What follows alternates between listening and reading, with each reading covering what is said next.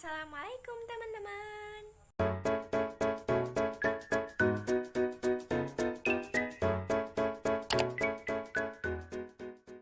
Halo teman-teman, perkenalkan nama saya Nurul Pertiwi Dwi Widiatin dari PIAUD 1.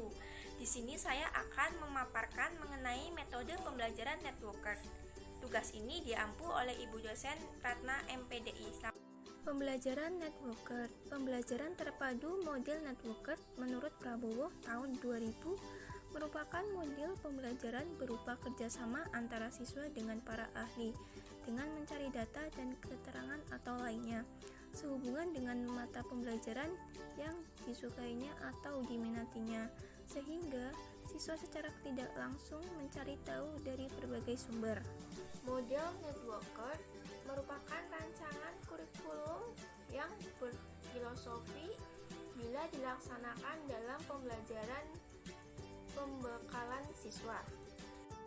Sumber-sumber yang diperoleh oleh para siswa yaitu melalui TV, radio, internet, buku, bidang ahli, keluarga, dan juga teman. Kelebihan model pembelajaran networker. Yang pertama, pengalaman dan kegiatan belajar peserta didik akan selalu relevan dengan tingkat perkembangan anak. Yang kedua, kegiatan yang dipilih dapat disesuaikan dengan minat dan kebutuhan peserta didik. Yang ketiga, seluruh kegiatan belajar lebih berkaitan bagi peserta didik, sehingga hasil belajar akan bertahan lebih lama.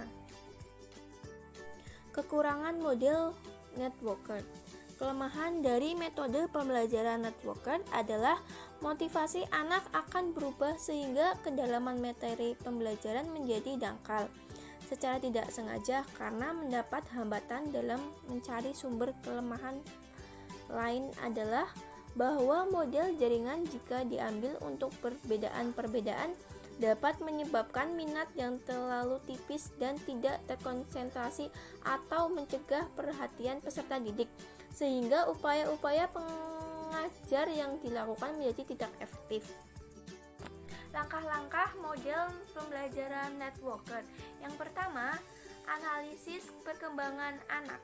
Yang kedua, tentukan konten kurikulum berdasarkan perkembangan anak dengan membuat standar kompetensi dasar, indikator, dan hasil belajar. Yang ketiga, buat rancangan kegiatan mingguan atau RKM. Yang keempat, tentukan tema dan subtemanya yang berkaitan dengan aspek-aspek perkembangan anak. Yang kelima, kemudian tentukan indikator yang akan dikembangkan di setiap aspek kemampuan. Dan yang keenam, desain model network selalu memasukkan minat-minat anak sesuai dengan aspek-aspek perkembangan anak. Tujuan model pembelajaran networker.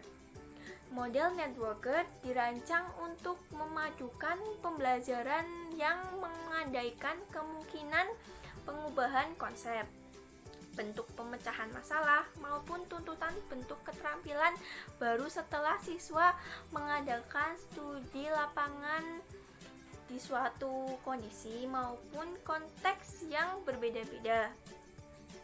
Belajar disikapi sebagai proses yang berlangsung secara terus-menerus karena adanya hubungan timbal balik antara pemahaman dan kenyataan yang dihadapi oleh siswa, dan untuk motivasi peserta didik mengalami dan menguasai minatnya serta mengaplikasikannya dalam kehidupan sehari-hari dan memperluas cakrawala pembelajaran berdasarkan perspektif yang diperlukannya.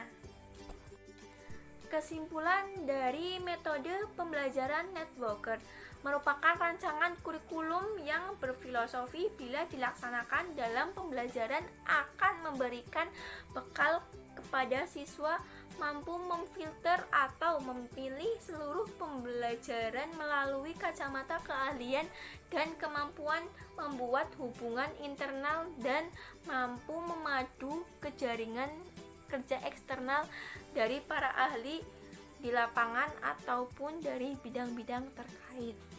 Sekian dari saya, kurang lebihnya mohon maaf. Wassalamualaikum warahmatullahi wabarakatuh. Sampai jumpa kembali teman-teman.